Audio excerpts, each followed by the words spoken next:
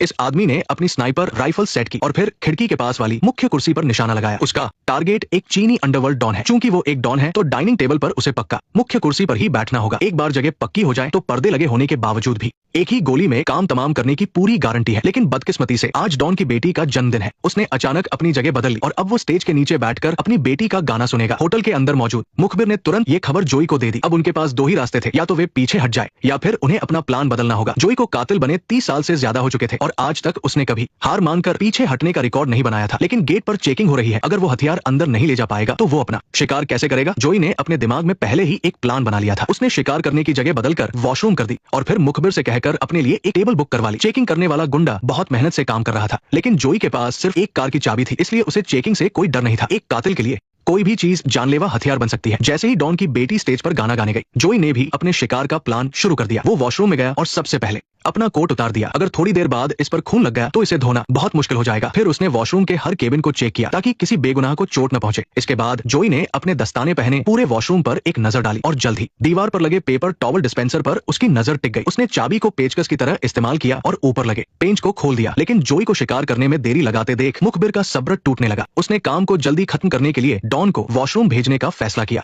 Waiter को बिना वजह गुंडों की धमकियां सुननी पड़ी, लेकिन डॉन के कपड़ों पर शराब गिर गई थी तो उसे साफ करने के लिए उसे वॉशरूम तो जाना ही था। जोई भी कुछ नहीं कह सका। मौका अच्छा था। भले ही उसे ये सब कुछ अजीब लगा, लेकिन अब उसे काम तो करना ही था। इसी समय हॉल में चल रहा गाना अपने सबसे तेज हिस्से पर पहुंच गया, जिसने वॉशरूम से आने वाली मारपीट की आवाज को पूरी तरह से दबा दिया। दोनों गुंडे भले ही लड़ने में बहुत माहिर थे, लेकिन डॉन के मरते ही उनकी हिम्मत टूट गई और जल्द ही जोई ने उन्हें भी ढेर कर दिया। अपने हाथों से खून साफ करने के बाद जोई ने पेपर टॉवल डिस्पेंसर खोला और खून से सनी उस लोहे की सुई को वापस उसकी जगह पर रख दिया। मुझे लगता है कि पुलिस के आने के बाद उन्हें मर्डर वेपन ढूंढने में काफी वक्त लग जाएगा। हालांकि मिशन बिना किसी परेशानी के पूरा हो गया था, लेकिन जोई बहुत परेशान था। मुखबिर का काम सिर्फ जानकारी देना होता है, उसे फालतू के काम करने की कोई जरूरत नहीं थी। और जोई की भी एक बेटी है। अगर उसे पता होता कि आज टारगेट की बेटी का जन्मदिन है तो वो कभी भी इस काम को हाथ में नहीं लेता। लेकिन जब वे दोनों वहां से निकल रहे थे तो लगा कि कोई रहस्यमयी गिरोह जोई पर चुपके से नजर रख रहा है। उस दिन के बाद से जोई ने गौर किया कि कोई उसका पीछा कर रहा है। वो एक ऐसा इंसान है जो अपने काम और अपनी पर्सनल जिंदगी को बिल्कुल अलग रखता है। कभी कभार किसी का खून करने के अलावा दुनिया की नजरों में वो एक प्रिंटर सेल्समैन है। घर पर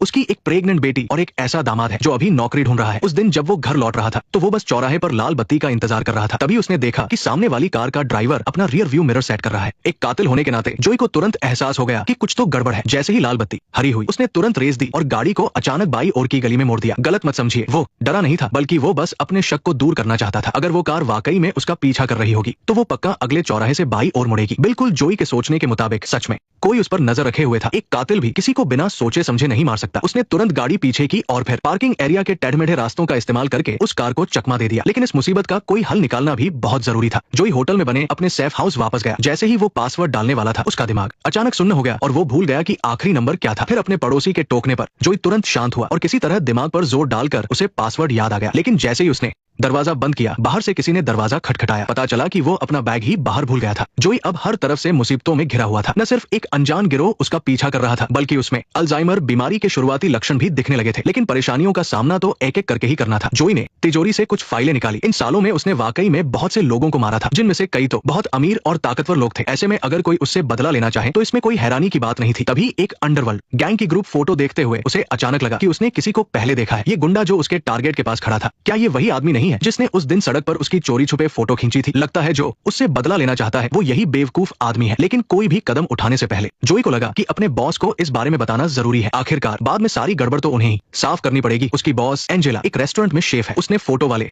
उस आदमी के बारे में पहले ही पता लगा लिया था। उसका नाम कार्ल है और वो अब किसी दूसरे अंडरवर्ल्ड गैंग के लिए पैसे वसूलने का काम करता है। अगर बिना सोचे समझे उस पर हमला किया तो हो सकता है कि वे लोग पलटवार करें। उसने जोई को शांत रहने को कहा और भरोसा दिलाया कि वो खुद इस मामले को संभाल लेगी। कोई और रास्ता न होने के कारण जोई को अपने बॉस पर भरोसा करना पड़ा। वो अपनी कार से घर वापस गया और फिर से अपनी आम जिंदगी में लौट आया, जहाँ वो सिर्फ एक प्रिंटर बेचने वाला इंसान था। वो बियर और फूल लेकर अपनी बेटी के घर गया, क्योंकि आज उसकी पत्नी की बरसी भी थी। 5 साल पहले जब वो अपनी बेटी के स्कूल में स्पोर्ट्स डे पर जा रही थी तो एक नशे में धुत गुंडे ने गाड़ी चलाते हुए उसे टक्कर मार दी और उसकी पत्नी की एक्सीडेंट में मौत हो गई। उस कातिल को 8 साल की सजा हुई। जोई भले ही एक कातिल था, लेकिन वो अपने ही हाथों से अपनी पत्नी की मौत का बदला नहीं ले सका। वो बस अपनी रोती हुई बेटी को चुप करा सकता था। परिवार के साथ डिनर करने के बाद जोई गाड़ी चलाकर घर वापस आ गया। लेकिन जैसे ही वो आंगन में पहुंचा, उसने देखा कि मेन गेट खुला हुआ है। इससे पहले कि वो कुछ समझ पाता, एक कार तेजी से वहां से गुजरी। ये वही कार थी जो दिन में उसका पीछा कर रही थी। जोई तुरंत घबरा गया। उसे अपने बॉस पर भरोसा नहीं करना चाहिए था। वो आदमी अब उसके घर तक पहुंच चुका है तो उसका अगला कदम पक्का उसके परिवार को नुकसान पहुंचाना होगा। उसने अपने मुखबिर मुखबिर को ढूंढा। नए लोग हमेशा नए ही होते हैं, उन्हें बेवकूफ बनाना बहुत आसान होता है। जोई के साथ अपनी जान पहचान बढ़ाने के लिए उस लड़के ने जल्दी से कार्ल के बारे में सारी जानकारी उगल दी। वो आदमी अक्सर एक बार के आसपास घूमता रहता है, लेकिन अगर वो उसे मारना चाहता है तो उसे कोई ऐसी जगह ढूंढनी चाहिए जहाँ किसी को पता न चले। जोई ने उसकी बातों पर ध्यान नहीं दिया। खून करने के मामले में उसे पता था कि वो किसी भी और इंसान से ज्यादा माहिर है। वो उस बार में गया और जल्द ही कार्ल को ढूंढ लिया, जो एक वेटर के साथ बदतमीजी कर रहा था। ऐसे घटिया इंसान को मारने में उसे कोई पछतावा नहीं होगा। लेकिन वो नया मुखबिर भले ही बेवकूफ था, लेकिन वो पागल नहीं था। जोई अभी आधे रास्ते में ही था कि उसकी बॉस एंजेला ने उसे रोक लिया। दोनों के बीच काफी तीखी बहस हुई। एंजेला के कहने का सीधा सा मतलब था कि अगर जोई उसे अपना दोस्त मानता है तो वो उस पर भरोसा करे और बॉस के लिए कोई नई मुसीबत खड़ी न करे। उदास होकर जोई को बार के काउंटर पर जाना पड़ा। उसने बार की मालकिन से जानकारी निकलवाने की कोशिश की। उस औरत ने अभी अभी वेटर को कार्ल से बचाया था, इसलिए जाहिर है कि वो कार्ल को बिल्कुल पसंद नहीं करती होगी। दोनों को जल्दी ही बात करने के लिए एक टॉपिक मिल गया और फिर जाहिर है कि वे आराम से बात करने के लिए सेफ हाउस में आ गए। लेकिन जब जोई पासवर्ड डाल रहा था तो वो फिर से आखिरी नंबर भूलते भूलते बचा, लेकिन साथ में कोई था इसलिए उसने ज्यादा नहीं सोचा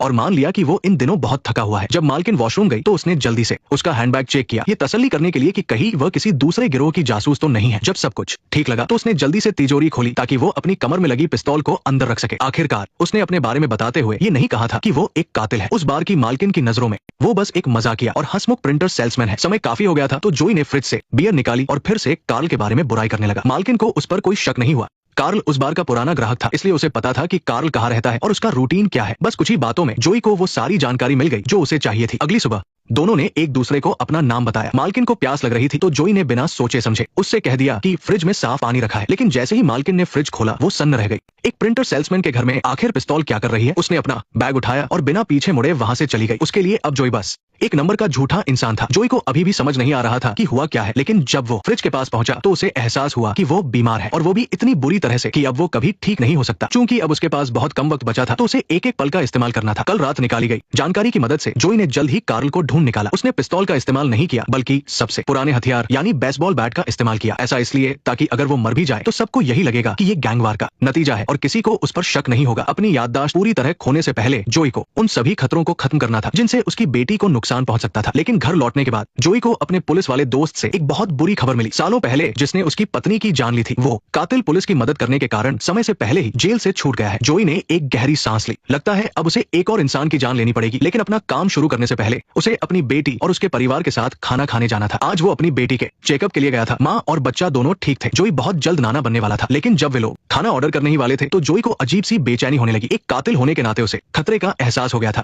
बिना कुछ सोचे समझे जोई ने तुरंत एक शराब की बोतल उठाई और बाहर की तरफ भागा। ये वही जानिब जानी छोटी पिकअप ट्रक थी। उस आदमी ने सीधे उस पर हमला नहीं किया बल्कि उसकी बेटी पर निशाना लगाया। साफ था कि वो जोई को भी अपने परिवार को खोने का दर्द महसूस कराना चाहता था। जोई खुद भी एक कातिल है, लेकिन उसने कभी किसी प्रेग्नेंट औरत या बच्चे पर हाथ नहीं उठाया। वो आदमी तो कातिलों की दुनिया के नाम पर एक कलंक था। शिकायत मिलने के बाद पुलिस को पहले से ही एक आदमी पर शक था और वो वही आदमी था जिसने एक्सीडेंट में जोई की पत्नी को मार डाला था। जेल जाने से पहले उसने कहा था कि जैसे ही वो बाहर आएगा वो मारिया को मजा चखाएगा। अब वो गुंडा पुलिस की मदद करके जेल से बाहर आ चुका है और तुरंत किसी ने मारिया पर हमला कर दिया। ऐसे में उस पर शक होना बहुत आम बात थी, लेकिन किसी ने नहीं सोचा था कि गोलीबारी का एक मामूली सा मामला FBI तक पहुंच जाएगा। एजेंट ग्रांट बहुत तजुर्बेकार था। वो भले ही कातिल को पकड़ने आया था, लेकिन उसका ध्यान तुरंत जोई की अजीब हरकतों पर गया। वो आदमी तो सिर्फ एक प्रिंटर सेल्समैन था, लेकिन जब गोलियां चली तो उसका रिएक्शन बहुत ही तेज था। ऐसी हालत में कोई भी आम इंसान डर के मारे छुपने की जगह ढूंढता है, लेकिन जोई तो सीधा बाहर की तरफ भागा। उसकी हिम्मत कुछ ज्यादा ही थी और चश्मदीदों के बयानों के हिसाब से वहां कई बार गोलियां चलने की आवाज आई थी, लेकिन पुलिस को सिर्फ कुछ ही गोलियों के खोल मिले। जोई समझ गया कि ज्यादा बोलना ठीक नहीं है, इसलिए उसने बस इतना कहा कि वो फौज में काम कर चुका है और एक रेंजर भी रह चुका है, इसलिए उसमें आम लोगों के मुकाबले ज्यादा हिम्मत है। ग्रांट के पास कोई सबूत नहीं था और इस मामले की जांच करने वाला पुलिस अफसर डेव भी जोई का ही अच्छा दोस्त था। इस बार की पूछताछ जोई का चेहरा थोड़ा गंभीर था, लेकिन वो बस थोड़े से शक के लिए किसी को नहीं मार सकता था। सामने वाले ने सही सोचा था। वो गायब गोली का खोल सच में उसी के पास था। अमेरिकी पुलिस पर भरोसा नहीं किया जा सकता। उसे अपने तरीके से ही कातिल को ढूंढना होगा। उसने कई बार डेटाबेस चेक किया, लेकिन उसे वैसी एक भी गोली नहीं मिली। अब कोई रास्ता नहीं था, उसे बाहर से मदद लेनी ही पड़ी। जोई अपनी गाड़ी से एक हथियारों की दुकान पर पहुंचा। यहाँ लोगों के लिए बंदूकें और गोलियां कस्टमाइज की जाती है। वो उनका पुराना ग्राहक था, लेकिन वहाँ की मालकिन बहुत उसूलों वाली थी। उसने किसी भी ग्राहक की जानकारी देने से साफ मना कर दिया। मालकिन थोड़ी देर सोचने के बाद उसे लगा कि जोई मजाक नहीं कर रहा है। समझदारी दिखाते हुए उसे बात माननी पड़ी और उसने गोली को हाथ में लेकर ध्यान से देखा। मजे की बात यह थी कि जैसे ही मालकिन ने अपनी बात खत्म की, दुकान में काम करने वाला लड़का घबरा गया और उसके हाथ से सामान गिर गया। जोई सब कुछ समझ गया। उसने मालकिन से आगे कुछ नहीं पूछा। ये गोली बहुत ही खराब तरीके से बनी थी, मतलब इसे मालकिन ने नहीं बनाया था। रात को दुकान बंद होने के बाद जोई चुपचाप वापस आया और उस लड़के को पकड़ लिया जो वहाँ चोरी छुपे अपना काम कर रहा था। जोई को हिम्मत वाले लोगों से निपटना पसंद था, क्योंकि वो मालकिन की तरह ज्यादा सोचते नहीं है। कि ये बोलूं या ना बोलूं। वो बस एक सीधी सी बात जानना चाहता था कि आखिर किसने ये कचरे जैसी गोली खरीदी थी। समझदार लोगों से बात करना बहुत आसान होता है। जोई को उस कातिल का पता बड़े आराम से मिल गया। अगले दिन सुबह सुबह वो डिलीवरी बॉय बनकर सीधा उसके दरवाजे पर जा पहुंचा। जोई ने तुरंत हमला नहीं किया। अगर वो उसे घर के अंदर मारता तो बाद में लाश को ठिकाने लगाना पड़ता। ये बहुत बड़ा झंझट था। इससे अच्छा था कि उसे किसी सुनसान जंगल में ले जाकर उससे खुद ही अपनी कब्र की जगह चुनने को कहा जाए। लाश ठिकाने लगाना बड़ी मेहनत का काम है। एक कातिल के तौर पर जोई बस अपना काम करता था और सबसे जरूरी बात यह थी कि उसे उससे जानना था कि उसके पीछे कौन है। लेकिन हेनरी जानता था कि कातिलों पर भरोसा नहीं किया जा सकता। चुप रहकर ही वो अपनी जान बचा सकता था, लेकिन कहना बहुत आसान होता है। जब सच में आपके सिर पर बंदूक तनी हो तो बहुत कम लोग ही शांत रह पाते हैं। हेनरी को भी ज्यादा कुछ नहीं पता था। जोई के गैंग की तरह ही वहाँ एक आदमी था जिसका कोड नेम फेरीमैन था, जो उन्हें काम देता था। किसी को भी उसकी असली पहचान नहीं पता थी। जब जोई को उससे और कुछ नहीं मिला तो उसने उसे बेहोश कर दिया और सीधा झील में फेंक दिया। अब वो बचेगा या नहीं ये उसकी किस्मत पर था। तो अब उसका अगला टारगेट उस फेरीमैन को ढूंढना था और फिर उस बॉस को मारना था जो उसके पीछे पड़ा था। लेकिन पार्किंग में वापस आने के बाद जोई हैरान रह गया। उसकी गाड़ी कहाँ गई? आजकल इतनी सारी चीजें हो रही थी कि वो भूल ही गया था कि उसे अल्जाइमर की बीमारी है। जोई को उसी रास्ते से वापस जाना पड़ा, पर वो जितना आगे गया उतना ही कंफ्यूज होता गया। हारकर उसे अपने फोन में मैप देखना पड़ा। आखिरकार उसे अपनी गाड़ी मिल गई। दोपहर को घर वापस आने के बाद उसे अपनी बेटी के साथ खाना खाने जाना था, लेकिन गाड़ी ढूंढने में थोड़ा समय लग गया, इसलिए वो अपने सीक्रेट अड्डे पर कपड़े बदलने नहीं जा सका। उसके कोट की जेब में अभी भी एक पेपर रखा था जिस पर उसके पिछले टारगेट की डिटेल थी जिसने सुसाइड कर लिया था। जल्दी जल्दी खाना खाने के बाद जोई अपना कोट अपनी बेटी के घर ही भूल गया। उसका दामाद अचानक से चौंक गया। हालांकि वो अभी घर से ही अपना बिजनेस शुरू कर रहा था और उसके पास ज्यादा पैसे नहीं थे, लेकिन उसकी पारखी नजर बहुत तेज थी। ये कोट हाथों से बना हुआ था जिसकी कीमत कम से कम $10,000 तो होगी ही। उसे हमेशा लगता था कि उसके ससुर के पास पैसे नहीं है। उसे अंदाजा नहीं था कि वो इतना कुछ छुपा रहे हैं। मारिया ने अपने पति को ज्यादा सोचने से मना किया। उसके पिता सेल्स का काम करते थे, इसलिए उन्हें कुछ अच्छे कपड़े तो चाहिए ही होते हैं। लेकिन जब वो कोट को वापस हैंगर पर टांग रहा था तो उसकी नजर जेब में रखे उस पेपर पर पड़ी। वो थोड़ा हैरान हुआ और उसने इंटरनेट पर उस पेपर वाले आदमी के बारे में सर्च किया। उसके ससुर प्रिंटर बेचते थे, तो भला वो एक ऐसे अमीर आदमी के बारे में क्यों जान रहे थे जिसका मर्डर हुआ था? मारिया को भी शक होने लगा था। वो जानती थी कि उसके पिता कुछ राज छुपा रहे हैं, पर वो अपनी माँ को पहले ही खो चुकी थी। अब वो अपने इस इकलौते परिवार को खोना नहीं चाहती थी। अगली सुबह मारिया ने अपने पिता को कोट वापस दे दिया। जोई ने बहाना बनाया कि ये कपड़े एक कलीग के सेकंड हैंड है और बात को टाल दिया। लेकिन बेटी के जाने के बाद उसे तुरंत पता चल गया कि कोट की जेब में वो पेपर रखा था। अपनी अल्जाइमर की बीमारी के कारण वो समझ गया था कि वो जल्द ही अपनी बेटी को बचाने के काबिल नहीं रहेगा, इसलिए उसे जल्दी करनी होगी और उस फेरीमैन को ढूंढना होगा। उस पेपर पर असल में जोई के पिछले मिशन के टारगेट की जानकारी थी, जो एक अमीर आदमी था और कोर्ट में गवाही देने वाला था। मर्डर का प्लान बनाते समय उसने टीवी पर एक स्विमिंग पूल साफ करने वाले को देखा। उसके कपड़ों पर बने लोगों से जोई को एक आइडिया मिला। अमीर लोगों को अक्सर अपने विला में ओपनर स्विमिंग पूल बनवाना पसंद होता है, इसलिए एक नई जॉब भी शुरू हो गई है जो पूल में मौजूद नीली काई को साफ करते हैं। तो बस पहले से ड्रोन से पूल में काई गिराकर और फिर सफाई कंपनी का कर्मचारी बनकर बड़े आराम से विला के अंदर जाया जा सकता था। प्लान सुनने में तो बहुत बढ़िया लग रहा था, लेकिन मर्फी ने ड्रोन की बैटरी का अंदाजा गलत लगा लिया। काई गिराते ही ड्रोन झाड़ियों में क्रैश हो गया। ये देखते ही कि उनका पर्दाफाश हो चुका है, साइड में छुपे जोई को वक्त से पहले ही हमला करना पड़ा। अच्छी बात यह थी कि उसका निशाना बहुत पक्का था। इतने पास से बॉडीगार्ड्स को मार गिराने के लिए उसे बस एक ही गोली काफी थी। उस अमीर आदमी ने तुरंत अपने हाथ खड़े कर दिए और हार मान ली। वो जान बचाने के लिए कितने भी पैसे देने को तैयार था। जोई थोड़ा हिचकिचाया और उसने तुरंत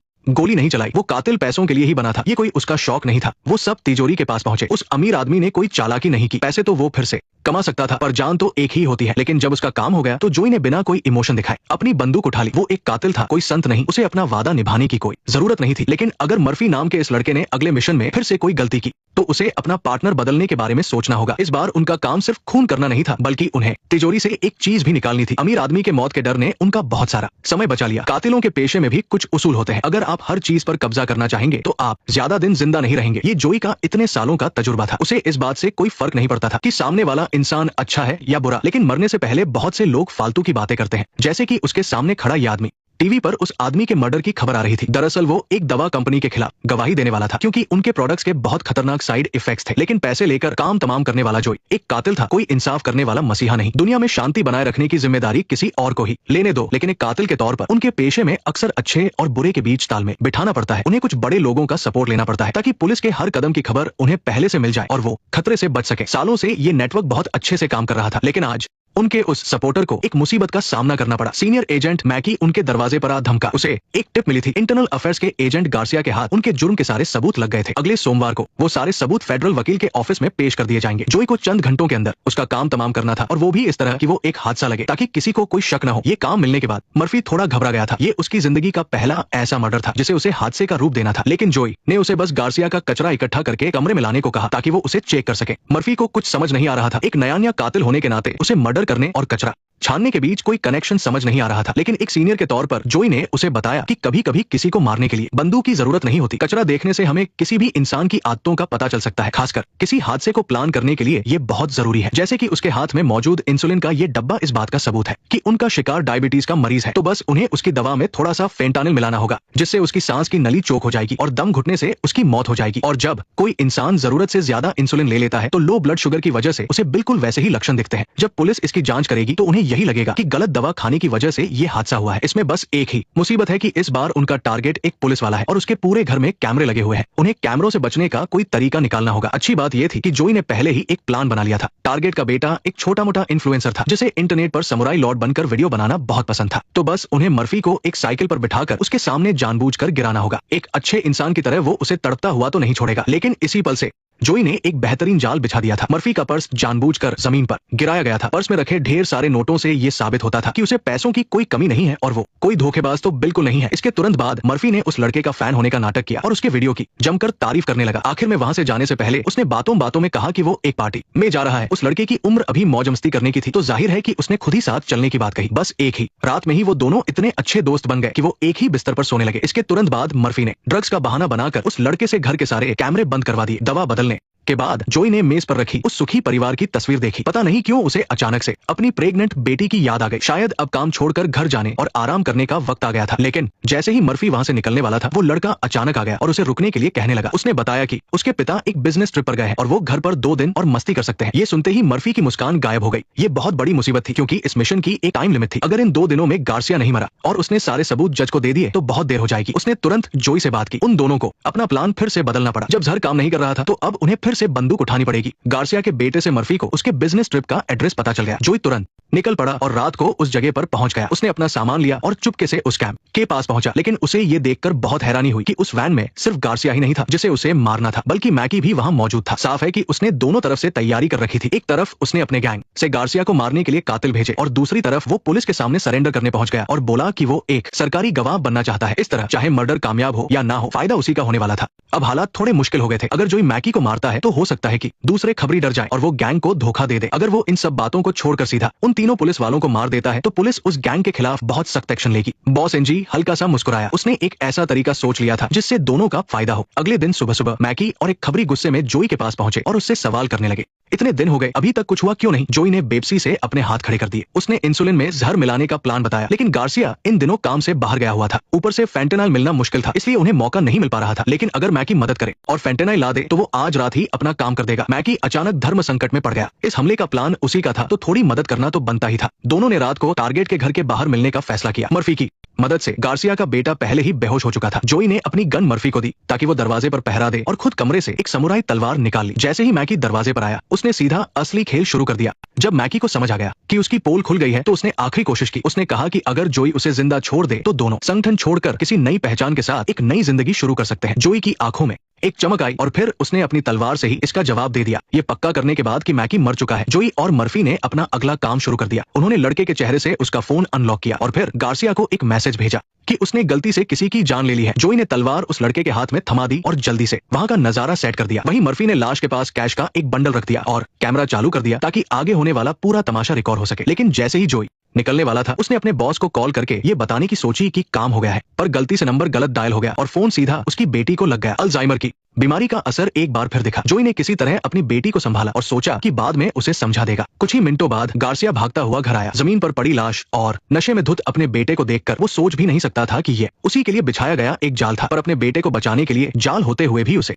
मजबूरी में इसमें फंसना ही पड़ा। उन दोनों के लाश को हटाने का पूरा नजारा कंप्यूटर के कैमरे में रिकॉर्ड हो गया था। बॉस एनजी के लिए एक गद्दार के बदले इंटरनल अफेयर्स के अंडरकवर जासूस को पकड़ना एक बहुत फायदे का सौदा था और ये सब मुमकिन हुआ क्योंकि जोई ने वो फैमिली फोटो देख ली थी। उन्होंने छानबीन की थी कि गार्सिया की पत्नी कुछ साल पहले बीमारी से गुजर गई थी। उसकी आखिरी ख्वाहिश यही थी कि गार्सिया उनके बेटे का अच्छे से ख्याल रखे। जोई उसकी फीलिंग्स को समझ सकता था। आखिर वो भी एक पिता था और अपने बच्चों के लिए बाप कोई भी कीमत चुका सकता है। सेफ हाउस वापस लौटने पर जोई को जमीन पर एक सोने की चेन मिली। उस पर लगी फोटो देखकर साफ था कि ये उस दिन वाली बार ओनर की थी। वो बार में गया और चेन वापस करने के बहाने खुद को सही साबित करने लगा। उसने कहा कि भले ही वो एक प्रिंटर सेल्समैन है, लेकिन बाहर सफर करते हुए अपनी हिफाजत के लिए गन रखना तो नॉर्मल बात है ना। लेकिन बार ओनर निकी को उसकी बात पर बिल्कुल यकीन नहीं हुआ। वो लगातार उससे कार्ल के बारे में पूछताछ कर रहा था और अगले ही दिन कार्ल मारा गया। क्या ये सब महज एक इत्तेफाक था। इसी बीच बार में अचानक कुछ गैंगस्टर्स घुस आए। उनके लीडर ने बिना कुछ कहे निकी को किस कर लिया। साफ था कि दोनों के बीच कुछ तो चल रहा है। ये देखकर जोई तुरंत वहां से मुड़ा और चला गया। भले ही उसे निकी बहुत पसंद थी, लेकिन उसे प्यार में धोखा खाना बिल्कुल पसंद नहीं था। पर हैरानी की बात यह थी कि उसी रात निकी खुद उससे मिलने उसके घर आ गई। एक तरफ बंदूक रखने वाला प्रिंटर सेल्समैन था और दूसरी तरफ गैंगस्टर से जुड़ी हुई एक बार ओनर। अगर ध्यान से सोचा जाए तो इन दोनों की जोड़ी एकदम परफेक्ट लग रही थी। लेकिन आधी रात को जोई को नींद नहीं आ रही थी। अपने पास सो रहे परिवार को देखकर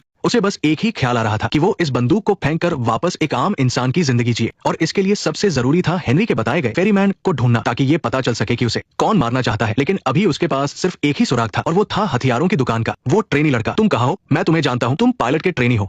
मजबूर होकर उसे मदद करने के लिए हाँ कहनी पड़ी। कुछ ही देर में फेरीमैन अपना सामान लेने आने वाला था। जोई को बस छिपकर उसका इंतजार करना था। लेकिन बदकिस्मती से इस बार वहाँ फेरीमैन खुद नहीं आया, बल्कि उसने अपनी जगह एक और किलर को भेज दिया था। जोई ने उस किलर का फोन लिया और उसके चेहरे से अनलॉक किया। वो चाहता था कि वो फेरीमैन का पता उगलवा ले, लेकिन उस किलर ने एक बहुत ही अजीब शर्त रख दी। जोई ने हैरानी से ऊपर देखा। उसने पहली बार किसी को खुद अपनी मौत मांगते हुए देखा था। लेकिन उस किलर की भी मजबूरी थी। अगर वो फेरीमैन को धोखा देता तो वो लोग यकीनन उसके परिवार को खत्म कर देते। जोई ने उसे गहरी नजरों से देखा। वो दोनों असल में एक जैसे ही थे। दोनों के लिए परिवार सबसे पहले था। लेकिन अगर तुम्हारा दिल पत्थर का नहीं है तो तुम कभी एक किलर नहीं बन सकते। एक जोरदार गोली चलने की आवाज के साथ बाहर खड़ा वो ट्रेनी लड़का डर से उछल पड़ा। जोई ने उसे तसल्ली दी और कहा कि डरे नहीं, थोड़ी देर में क्लीनर आकर सब ठीक कर देगा। अगर वो ऐसा दिखावा करे कि कुछ हुआ ही नहीं तो फेरीमैन को कोई शक नहीं होगा। इस मुलाकात से उसे कोई जानकारी तो नहीं मिली, लेकिन एक फोन जरूर हाथ लग गया। जब तक इस किलर की मौत की खबर बाहर नहीं आती फेरीमैन कभी ना कभी कोई मैसेज तो जरूर करेगा। जोई ने अपनी गन रिलोड की और इस साल के अपने आखिरी मिशन के लिए तैयार हो गया। इस बार का टारगेट एक हथियारों का तस्कर था। वो जब भी बाहर निकलता तो उसके साथ 3 बॉडीगार्ड साई की तरह रहते थे। यहाँ तक कि होटल में रुकने पर भी वो चारों एक ही कमरे में सोते थे। लेकिन जोई के लिए ये कोई बड़ी बात नहीं थी। एक टॉप किलर होने के नाते वो सिर्फ अपनी ताकत पर निर्भर नहीं रहता था। अगर वो हथियारों का तस्कर है तो उसे अपना काम करने के लिए बाहर तो आना ही पड़ेगा। बॉडीगार्ड्स की वजह से उसके पास जाना नामुमकिन था, लेकिन वो लोग ग्राहक बनकर डील के वक्त उस पर हमला कर सकते थे। मर्फी को ये बात कुछ समझ नहीं आई। अगर उन्हें कोई भेष बदलना है तो फेक आईडी बनवाने में बहुत सारे पैसे लगेंगे और उनका संगठन इस फालतू खर्चे के लिए कभी पैसे नहीं देगा। जोई ने गहरी सांस ली। नए लड़के सच में नासंभ होते हैं। वो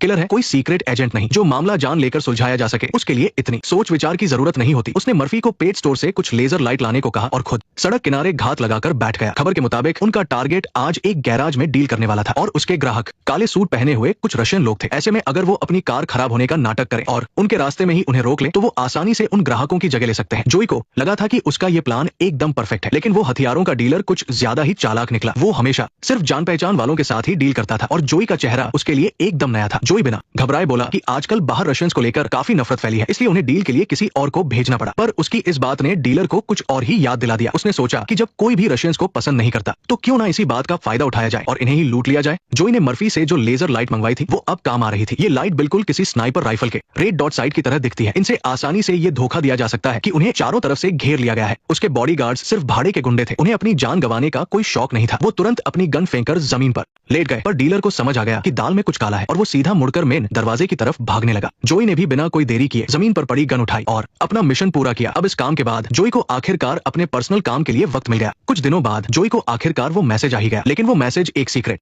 कोड में था। शुक्र है कि जवान खून होने के अपने फायदे हैं। भले ही मर्फी जान लेने में कच्चा था, लेकिन एक हैकर के तौर पर वो एकदम माहिर था। थोड़ी सी बातचीत के बाद उसने मर्फी को अपनी मदद करने के लिए राजी कर लिया। उस मैसेज में असल में एक बंद पड़े पावर प्लांट का पता था। फेरीमैन ने सारे किलर्स को वहां इकट्ठा होने और एक साथ मिशन पूरा करने का मैसेज भेजा था। इस बार फेरीमैन ने भी पूरी तैयारी की थी और एक साथ 4 किलर्स को बुलाया था। अच्छी बात यह थी कि जोई पहले ही एक को खत्म कर चुका था, साथ ही दुश्मन सबके सामने थे और वो अंधेरे में था, जिससे उसका पलड़ा भारी था। जोई ने जानबूझकर कुछ आवाजें की ताकि वो लोग अलर्ट होकर उसे अलग अलग ढूंढने निकले और फिर शुरू हुआ उसके शिकार का खेल। जोई किसी एक को जिंदा छोड़ना चाहता था ताकि उससे फेरीमैन के बारे में उगलवा सके, लेकिन उसे क्या पता था कि एक ही गोली लगने के बाद सामने वाले का सिर सीधा एक पत्थर से जा टकराएगा। अब उसका जिंदा बचना नामुमकिन था। ये देखकर कि किलर पूरी तरह मर चुका है, जोई वहां डेस्क पर सुराग ढूंढने लगा। फाइलों के एक भारी बंडल में उसे उनके टारगेट की लिस्ट मिल गई। उस लिस्ट में उसकी प्रेग्नेंट बेटी के अलावा जोई का दामाद और उसका वो भाई भी था जिसे अल्जाइमर की बीमारी थी। फेरीमैन ने सीधे जोई को निशाना नहीं बनाया, बल्कि उसके बचे हुए परिवार वालों को अपना टारगेट बनाया। आखिर उन दोनों के बीच ऐसी क्या दुश्मनी थी कि वो पूरे परिवार को खत्म करना चाहता था। जोई ने क्लीनर को बुलाकर उस जगह को गैंगवार का रूप दे दिया, लेकिन वहां जांच करने आया ग्रांट बहुत तजुर्बेकार था। लाशों के निशान उनके गिरने के तरीके से मेल नहीं खा रहे थे। साफ था कि मरने के बाद इन लाशों को हिलाया गया था। गले पर पड़े निशान बहुत सटीक थे। ऐसा लग रहा था कि हाथ पैर बांधने के बाद उनका गला घोंटा गया हो। लाशों पर सिर्फ गोली के निशान थे, किसी तरह की हाथापाई के नहीं। ये किसी गैंगवार के तरीके से बिल्कुल अलग था। ये पूरा ड्रामा इसलिए रचा गया था ताकि लगे कि उन्होंने एक दूसरे को मारा है। कितने लोग थे? सिर्फ एक, जोई।